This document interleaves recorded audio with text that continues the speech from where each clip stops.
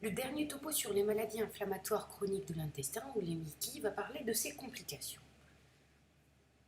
Donc, le mode évolutif de la maladie de Crohn ou de la RCH va être différent. Dans la maladie de Crohn, les poussées vont survenir de manière intermittente et entre les poussées, il y aura des périodes de rémission. Alors que dans la rectocolite hémorragique, l'évolution va être plutôt continue avec des périodes d'exacerbation. Dans tous les cas, la guérison spontanée reste de l'ordre de l'exceptionnel et il y a toujours tendance à l'aggravation des lésions. La sténose est une des principales complications des maladies inflammatoires chroniques et notamment du Crohn. Pour voir la sténose, je vous conseille de vous référer au topo sur les occlusions. Mais on va en parler un petit peu. La sténose va se caractériser par un épaississement focal des anses grêles qui va être d'origine inflammatoire, donc sur une poussée, un épaississement pariétal lors d'une poussée qui va entraîner une diminution de la lumière du tube digestif. Sur de la fibrose, c'est-à-dire une poussée ancienne qui est responsable d'une rétraction de la paroi du tube digestif, donc d'un aspect rigide, et donc le bol digestif ne va pas pouvoir progresser normalement, ou bien sur une transformation néoplasique.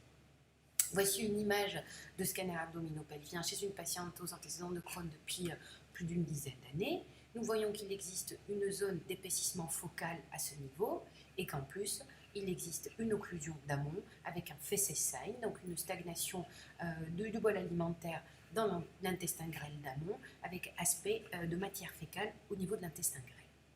Voici encore une autre image avec un épaississement important de l'anse intestinale associée à une dilatation des anses intestinales d'amont en rapport avec une occlusion organique sur sténose secondaire à une maladie de Crohn. L'autre complication des maladies de Crohn est la fistule. Cette fistule correspond à une communication entre le système digestif qui est inflammatoire et malade et, d'une part, un autre segment du tube digestif, malade ou pas malade. La peau, un vaisseau, le système urinaire ou l'appareil pelvien chez la femme. Donc nous allons voir des exemples. Voici un cas de fistule entérovésicale, un scanner abdominopelvien. Ce qui va nous frapper, c'est la présence de bulles d'air au niveau de la vessie, donc de pneumaturie. On va voir également qu'il existe des anses très inflammatoires accolées à cette vessie et une communication à ce niveau entre l'anse inflammatoire et la vessie. Voici un autre cas de fistule, mais cette fois il s'agit de fistule entérocutanée. Nous voyons ici qu'il existe une très importante infiltration de la paroi abdominale antérieure et quand on regarde attentivement, on voit un petit trajet ici accompagné d'une absédation sous-cutanée. On va zoomer dessus, désolé l'image est un petit peu pixelisée, mais vous voyez bien l'absédation cutanée avec le petit trajet fistule.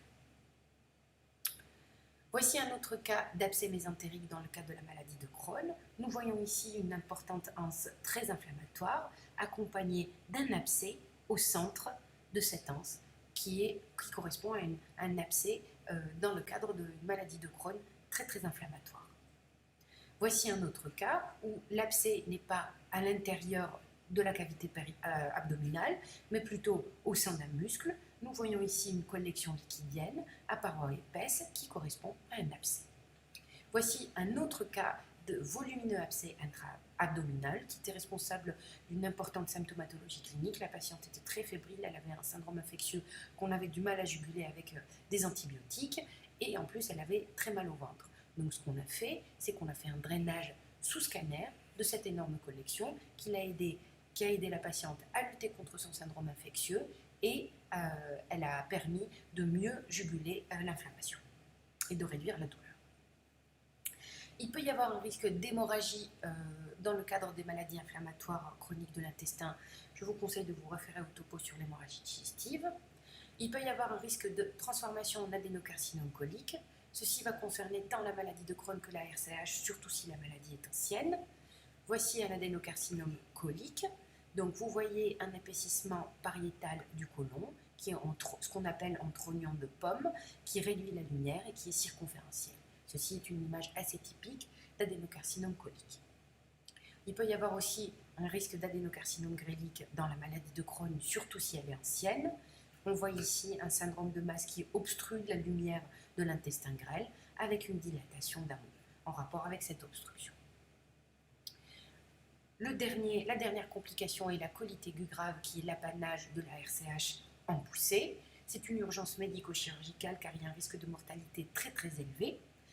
Le diagnostic est clinique, biologique et endoscopique. Parfois, on est obligé de faire de l'imagerie pour pouvoir le voir et surtout, on va essayer de faire de l'imagerie pour voir s'il y a des complications. Les complications vont être à type de souffrance digestive, de perforation ou de connectasie. Voici un ASP réalisé dans le cadre d'une maladie de Crohn qui était en poussée très importante. Ce qui va nous frapper, c'est l'aspect très très distendu de ce côlon. Quand le côlon est supérieur à 10 cm, il y a un risque perforatif très important et en fait l'urgence va être encore plus urgente. Voici un scanner abdominopelvien dans le cadre d'une maladie de Crohn en poussée très aiguë. Qu'est-ce qu'on va constater? Le côlon est très dilaté et son diamètre est au moins de l'ordre de 7 cm et il existe une importante inflammation de la paroi du tube digestif en rapport avec la rectocolite hémorragique. Ceci est une urgence chirurgicale. Thérapeutique, pardon. C'est donc fini pour le chapitre des Mickey et pour les complications. Je vous remercie.